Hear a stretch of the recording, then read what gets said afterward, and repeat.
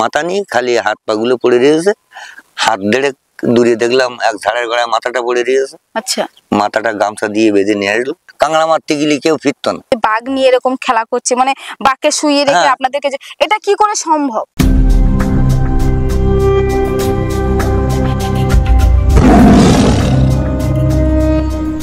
Hi friends, সুন্দরবনের ভূমিপুত্র চ্যানেলে সবাইকে স্বাগত। তো আজ আমরা আছি পরশমণি এই গ্রাম, তো পাশেই আছে মরিচঝাপির জঙ্গল। এই মানুষটির সাথে আমরা কথা বলবো, যিনি দীর্ঘ বহু বছর সুন্দরবন জঙ্গল করেছেন এবং সুন্দরবন জঙ্গলটা যে মানে বলে না যে একটা ঘরের মতন, কোথায় কি আছে, কোথা থেকে কোথায় যেতে হবে, এই মানুষটা এমনকি এই মানুষটা মানে যাদের সঙ্গে জঙ্গল করেছে আমরা কথায় কথায় শুনেছিলাম, কথার মুখেই বলছে যে যাদের সাথে সাথে জঙ্গল করেছে এমন এক মানুষ ছিল যিনি বাঘের সাথে খেলা করতো।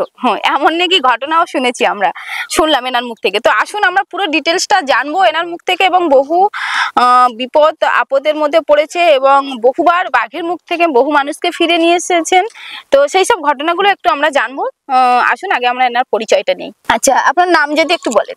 আমার নাম বিমল মিস্ত্রি। তো আর এখানকার ঠিকানা কি আছে? আমার বাড়ি হচ্ছে বিধান কলোনি, এই পাশে। আচ্ছা, পরশমণির পাশে আমার বাড়ি, বিধান কলোনি। তো এই জঙ্গল জীবনটা শুরু হলো কত বছর? আমি জঙ্গল জীবনে শুরু করেছি ৭৪ সালে মাধ্যমিক পরীক্ষা দিয়ে।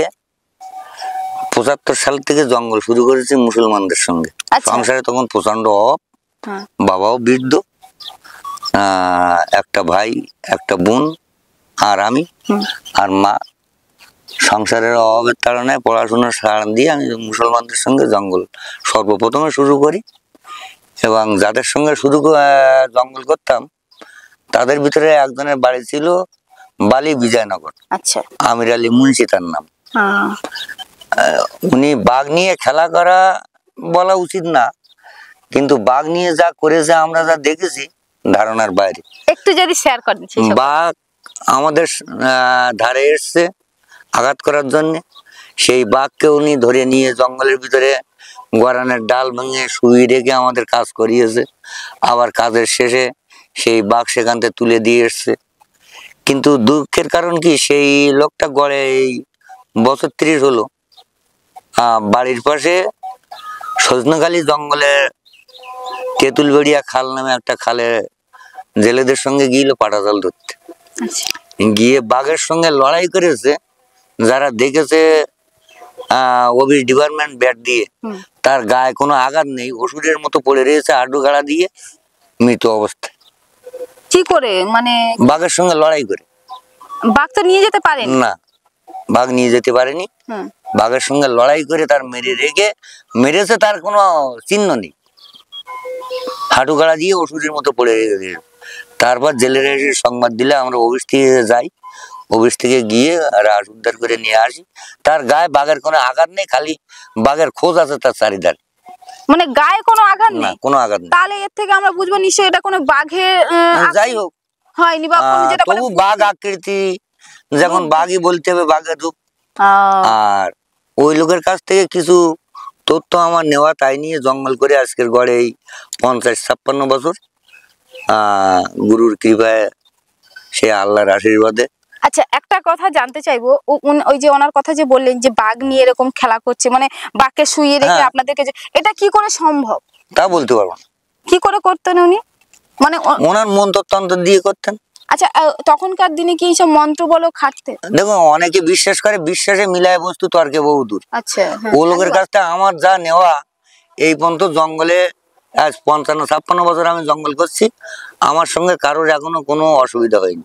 কিন্তু বহু লোক জঙ্গলে অ্যাক্সিডেন্ট হলে তারা না ছাড়িয়ে আনতে পেরে অফিস থেকে আমার পর্যন্ত নিয়ে যায়, নিয়ে গিয়ে যাক রাস্তাগুলো ছাড়িয়ে এনে দেই। আচ্ছা আচ্ছা, মানে অফিসের লোকরাও ফোন করে আপনাকে নিয়ে যায়? বাঘ পার হলে ওরা যখন পার না করতে পারে তখন আমার কাছে ফোন করে, কিংবা লোক পাঠিয়ে দিয়ে আমাকে নিয়ে যায়। আচ্ছা, মানে এই যে আপনি ধরো প্রায় ৭৫ সাল থেকে জঙ্গলটা করছেন, তো এখন তো ২৪ সাল, ৭৫ সাল থেকে যে জঙ্গলটা করছেন, বাংলা ৭৫, এখন ৩১। আচ্ছা আচ্ছা, বাংলা ৭৫। তো তখন জঙ্গলটা কেমন? আর তখন জঙ্গলের চেয়ে এখন জঙ্গলটা খারাপ বেশি, তখন জঙ্গল এত খারাপ ছিল না। তখন জঙ্গলটা কেমন একটু যদি ডিটেলসটা বল। তখন জঙ্গলে বাঘ খুব কম ছিল, এখন বাঘের বাঘ বেশি হয়েছে। আর মানুষ তো এখন বেশি জঙ্গল করছে, যার জন্য অ্যাক্সিডেন্টটা বেশি। এক সময় এখানে বাগদার পিন ধরার সময় এমন একটা দিন ছিল না যে এই দিন একটা মানুষ অ্যাক্সিডেন্ট হয় পার ডে। তারপর এখান থেকে 2 বছর আগেও তাই সেরকম কাংড়া মারতে গেলে কেউ ফিরত না। তো এই যে মানে আমি যেটা বলবো যে আপনাকে, এই ধরো বাঘে মানুষ এত খাচ্ছে, আগেকার তো তখন বাঘের খাদ্য তো মানুষ ছিল না, ছিল কি অ্যাকচুয়ালি ছিল না। তো এই যে এটা আসলো কিভাবে যে এই বাঘ এত মানুষ খাচ্ছে বা এত? বাঘের খাদ্য বলতে বাঘের খাদ্য তখন হরিণ শুয়ার জঙ্গলে বেরিয়েছিল, শিকার করার পরে অনেক কমে গেছে। তারপরে বাঘ পরপর বাড়ছে, তাদেরও তো খাবারের দরকার। আচ্ছা, আগের চেয়ে এখন বাঘের সংখ্যা বেশি, যার জন্য অ্যাক্সিডেন্ট বেশি হচ্ছে। তারপরে কি মধ্যে পড়ে ওরা বিদেশ থেকে কিছু বাঘ এনে ছেড়ে দিল, এখান থেকে বছর 2 আগে বাইরের থেকে নিয়ে এসে ছেড়ে দিয়েছিল। সেই বাঘগুলো উগ্র ছিল বেশি, সেই বাঘগুলোই অ্যাক্সিডেন্ট করেছে বেশি। আজ 2 বছর সেই বাঘগুলোর আর দেখা যায় না। সেগুলো কোথায় গেল? কেউ মেরে ফেললো কি মরে গেল ঠিক বলতে পারবো না, সেই বাঘগুলো আর দেখা যায় না, যার জন্য এই 2 বছর একটু কম আছে। মানে বাইরে থেকে তবু কতগুলো বাঘ নিয়ে এসে ছাড়া হয়েছিল আমাদের সুন্দরবন? ওটা কেউ ওরা বলে না, ডিপার্টমেন্ট থেকে বলে, কিন্তু তারা আকৃতি দেখলি তো বোঝা যায় সুন্দরবনের বাঘ আর বাইরের বাঘ। হ্যাঁ, আমি তাহলে এটা জানতে চাইবো যে বাইরের বাঘের আকৃতিটা কেমন আর সুন্দরবনের বাঘের আকৃতিটা আপনারা কি করে বুঝতে পারতেন যেটা বাইরের বাঘ? বাইরের বাঘের মুখগুলো, যে বাঘটা এখানে এরা আমাদের এই জঙ্গলে ছিল, অ্যাক্সিডেন্ট করলো এখান থেকে 2 বছর আগে একজন কাংড়া মারতে গিয়েছিল, তার নাম হচ্ছে সুশান্ত বলে। আচ্ছা, এবার কাংড়া মারতে গিয়ে সেই তাকে বাঘে ধরলো, ধরলে তারা 3 জন ছিল, বাড়ি এলো ফিরিয়ে এসে লোকজন জোগাড় করে আমাকে সঙ্গে করে নিয়ে গেল।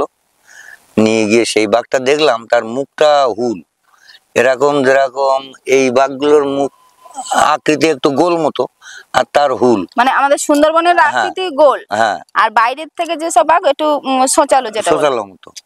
এইবার দেখলাম যে এরা তো ঘাড়ে ধরে রক্তটা খায় কিংবা মাংস খায়, আর ওর কোনো না, ঘাটটা 2-3টে রাস নিয়ে এসছি আমি, ঘাটটা এরকম একদম চাকিয়ে কেটে দেওয়া, মাথায় কেটে ফেলে রক্ত খেয়ে রাস ফেলে দিয়ে চলে যায়, মানে লাশ পড়ে থাকছে, শুধু রক্তটা খেয়ে চলে যাচ্ছে। এবার ওই তাড়ি বেশ জঙ্গলে, বহু জঙ্গলের ভিতরে গেলাম। সুব্রত বলে আমার সঙ্গে একটা ছেলে ছিল, গিয়ে যে সময় দেখতে পেলাম, বললাম যে ওই দেখ ওই রাস নিয়ে পড়ে রয়েছে, তা মাথা কই? এবার দেখা যাচ্ছে মাথা নিয়ে খালি হাত পা গুলো পড়ে রয়েছে, হাত দেড়ে দূরে দেখলাম এক ঝাড়ের গোড়ায় মাথাটা পড়ে রয়েছে। আচ্ছা, মাথাটা গামছা দিয়ে বেঁধে নিয়ে আসলো, আর রাসটা তারপরে হাঁকাহাঁকি করলে সবাই গেল, গিয়ে রাসটা নিয়ে এলাম আর মাথাটা নিয়ে এলাম বাড়ি এনে দাহন করলো। মানে বাঘ ওই মাথা নিয়ে বসেছিল? হ্যাঁ। আপনারা তখন ওখান থেকে মানে কতজন গেছিলেন? আমরা গিয়েছিলাম মেলা, নেমেছিলাম 6-7 জন। তো কত দূরে নিয়ে চলে গেছিলেন? তা তো জঙ্গলের ভিতরে বলা যাবে না, তা কমপক্ষে অন্তত 200-250 হাত দূরে হবে, জঙ্গলের ভিতরে এখান থেকে সেখান থেকে ঘুরিয়ে ঘুরিয়ে। মানে তখনই বুঝতেন যেটা বাইরের দেশের বাঘ, যেটা শুধু গলাটা কেটে দেয়। কারণ আমরা তো দেশি বাঘ দেখেছি অনেক আগে, বহু বাঘ দেখেছি হাঁটতে চলতে, এদের আকৃতি গুলো দেখলাম তো।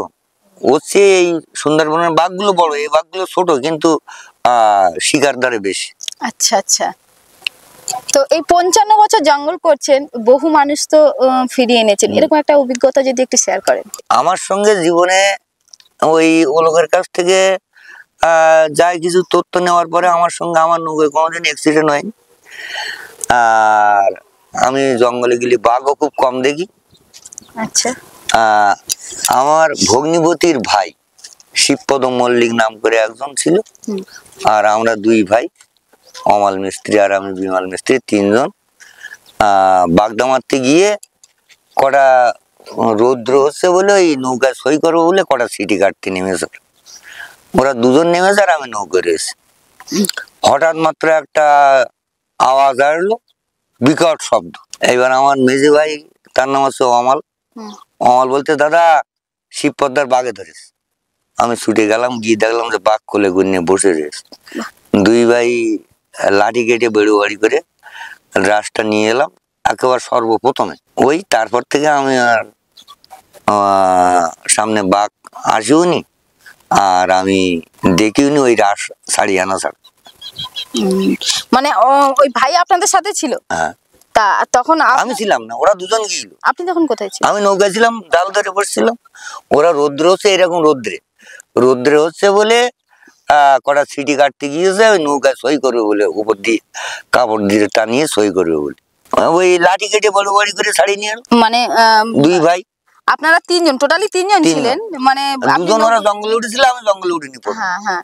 এইবার যে সময় একজনকে বাঘে ধরলো, হ্যাঁ। তখন আমার ভাইটা আমাকে ডেকে বলছে, দাদা শিবপদ্মার বাঘে ধরেছে। এইবার আমি ওখানে নৌকা থেকে লাফিয়ে পড়ে, ওদের হাতে দা ছিল, গিয়ে ওই সিটি বিটি কেটেছে, উই দিয়ে বাঘের সঙ্গে বাড়ি করলাম, করলে ও একটু ছেড়ে দিয়ে উঠে গেল, আর আমি ঘাড়ে করে নিয়ে চলে এলাম। এই আজ থেকে কত বছর আগে? এখান থেকে তো 35-40 বছর আগে। তখনকার মানে বাঘ এই 35-40 বছর আগে, মানে তখন হাঁকান দিলে একটা ভয় থাকতো। তখন একটা ভয় ছিল, এখন সেই ভয়টা, এখন আর সেটা নেই। এই জন্য ছাড়িয়ে আনতে পেরেছিলেন। হ্যাঁ, সেই ভয়টা নেই। আচ্ছা, এই যে আপনি বললেন যে যার সাথে জঙ্গল করেছিলেন ওনার কাছ থেকে কিছু নিয়েছি, এমনকি ফরেস্টের লোকরাও মানে যেখানে যায় আপনাকে ডাকে? আমাদের এই এবারে এখান থেকে 2 বছর আগে এই যে বাঘ, তোমরা হয়তো ছবিতে দেখেছো যে বাঘ ঢুকেছে, সেই বাঘটা আমি নিজে পার করে দিয়ে এলাম। কি করে, মানে একটু যদি ঘটনা। কি করে, লোকজন ছিল সঙ্গে, ওই তাড়িয়ে পার করে দিলাম। না অবশ্যই, আপনি তো একটা মানে এই যে মার নাম ওগুলো তো করতে হয়, নিজের মতো নিজে করতে হয়, ওগুলো কি আর ওগুলো করে তবু আপনার মানে সাহসটা আসে, ওদেরও খানিকটা ঠেকানো যায়। আচ্ছা আচ্ছা, এগুলো কি সত্যি কি ঠেকানো যায় বাঘকে? নিশ্চয়ই আপনার জীবনে সেগুলো ঘটেছে বা আপনি জানেন। আমরা শুনেছি অনেকে বলে এরকম মানে মন্ত্রের দ্বারা বাঘকে আটকে রাখা যায়। খেলা করতে গেলে যেমন মন্ত্র দিয়ে অনেক কিছু করা যায়, হাতের টেকনিকে অনেক কিছু হয়, আর এগুলো তা না। এগুলো বাস্তবের সঙ্গে কিছুটা মিল আছে। আর মন্ত্রতন্ত্র বলতে কি, আমরা যেমন হিন্দুরা ভগবানকে ডাকি, অবশ্যই, আর ওটা হচ্ছে হিন্দু শাস্ত্র আছে, মুসলমান শাস্ত্র আছে, কিছু কালাম টালাম নিয়ে পাঠ করা হয়, সেটা শুদ্ধ মনে, যার জন্য অনেক কিছু হয়। আচ্ছা, আমরা তো ধর্মটা বিশ্বাস করি, একদম বাস্তব শুদ্ধ মনে। তুমি যদি যে কোনো জিনিস করলে সেটা একদম ফলবেই, এটা বিশ্বাস একদম। আর এই বিশ্বাসের পরে আমি এখনো পর্যন্ত জঙ্গল করছি, আমার এখনো কোনো অসুবিধা, এখনো জঙ্গল দেখি। আমি তো একটু আগে মধু কেটে এলাম জঙ্গল থেকে, চুরি করে মধু কেটে। দুর্নীতি আসছে। একটা কথা জানতে চাইবো, আপনারা এই ধরো গরমেও তো যাচ্ছেন সেই সুন্দরবনে জঙ্গলে করতে, তো বহু বছর করেছেন। একটা প্রশ্ন আমার কাছে জানতে চাইবো, এই গরমের সময় কি বাঘ দেখা যায়? যায়। আর মানে যখন মাছ ধরেন বা কাঁকড়া ধরেন, ধরো একটু গরমের জন্য একটু আশ্রয় নেন জঙ্গলের মধ্যে, ওখানে কি জঙ্গলটা কি ঠান্ডা থাকে না প্রচন্ড গরম থাকে? এখানকার চেয়ে জঙ্গল ঠান্ডা আছে, কারণ প্রচন্ড গাছ, তার গাছের হাওয়াটা আলাদা। এই এসি চেয়ে বড় বড় গাছ যেখানে খালে রয়েছে, সেখানে নৌকো বেঁধে রাখলে আপনি সে ঘুম আসে। তাহলে মানে এখানে মানুষের যা কষ্ট হচ্ছে, তার মানে আমরা যেটা তাহলে মানে বুঝতে পারবো যে সুন্দরবনের জঙ্গলে পশু পাখিরও কোনো কষ্ট নেই না এই গরমের সময় বলতে গেলে। গাছের যে প্রকৃতির যে একটা মানে হাওয়া, এটা তো কেউ অস্বীকার করতে পারবে না। তো সুন্দরবনের মানে যে ধরো বাঘেরা জল খেতে চাইবে, ওগুলো তো সব জঙ্গলের মধ্যে তো পুকুর কাটা থাকে, মিষ্টি জলের পুকুর তো থাকে। মিষ্টি জল আর কটা খায়, সব লবণ জল, সব লবণ জল খায়। আর সেসব মিষ্টি জলের পুকুর নেই। আর কেন নেই? কেন? সব নষ্ট হয়ে গেছে, আয়লার পরে সব নষ্ট হয়ে গেছে, ভেঙে চুরে গেছে। ওদের থাকার দিক থেকে সুবিধা হয়, ওই পুকুরের পাড় গুলো উঁচু থাকে, যে সময় জল বেশি আসে তখন দাঁড়ানোর জায়গা না থাকলে, থাকার জায়গা না থাকলে পাড়ের উপরে গিয়ে থাকে। আচ্ছা, বাঘেরা থাকে, সমস্ত হরিণ টরিণ সবকিছুই থাকে। তা এই এত বছর জঙ্গল করতে গিয়ে দেখেছেন কখনো বাঘ হরিণকে ধরছে বা বাঘের বাচ্চাকে বাঘ কোনো শিক্ষা শেখাচ্ছে? বা না, তো হরিণ ধরতে দেখেছি, সোদ ধরতে দেখেছি, বাঘের বাচ্চা সঙ্গে গুনে ঘুরতে দেখেছি, কিন্তু ওদের কোনো ট্রেনিং দিতে দেখিনি। ঘটনা শুনলাম এই পাশেই তো মরিচঝাপি, আপনারা তো এখন মরিচঝাপিতেই যান। মরিচঝাপির একটা ঘটনা আছে কোনো একটা জীবনে, যে একটা দুর্ঘটনা ঘটে গেছিল, এরকম কোনো ঘটনা? ওই তো প্রথমে বললাম না যে আমার ওই ভগ্নিপতির ভাই শিবপদ মল্লিকই তো মরিচঝাপি, একদম এই উঠে পর কাকসার মুখে। আচ্ছা, মরিচঝাপি তো পুরো জঙ্গলটা, ওর বিভিন্ন তো খাড়ি আছে, কি কি নাম আছে যেরকম একটু যদি বলেন এই যেমন আছে আমাদের এই কাকসা আছে, কুলতলি বলে একটা খাল আছে, কালীদুনে বলে একটা খাল আছে, বহু খাল আছে যেরকম স্বর্গেরি বিধান কলোনি ওইরকম ম্যাপে ওরা একটা একটা নাম দিয়ে রেখেছে। এই খালগুলো কি আপনারাই যারা মৎস্যজীবী তারা দেয় না এমনি ফরেস্টের দেওয়া রয়েছে ওদের। তো আপনারা শুনলেন এই মানুষটির মুখ থেকে আমরা বহু কথা জানলাম, সুন্দরবনে বহু মানে বহু পুরনো কথা বলুন, এবং এখন বর্তমানে ইনি জঙ্গল করছেন। তবুও এইটুকু বলবো যে আপনি জঙ্গল করছেন যেহেতু একটা মার ভরসা বলুন আপনার মনে একটা আছে, তো সাবধানে জঙ্গল করবেন এবং সাবধানে চলাফেরা করবেন, এটাই আমরা প্রার্থনা করি ভগবানের কাছে, এরই যেন ভালো থাকে সুস্থ থাকে। আর হ্যাঁ, আপনারা যারা ভিডিও দেখছেন তাদেরকেও বলবো যদি ভিডিওটি দেখে আপনাদের মনে একটু জায়গা করে নেয় তাহলে অবশ্যই আমাদের চ্যানেলটিকে সাবস্ক্রাইব করবেন, সাথে থাকুন, পাশে থাকুন, আর দেখা হচ্ছে অন্য কোনো এক সময়। চলুন ততক্ষণে টাটা।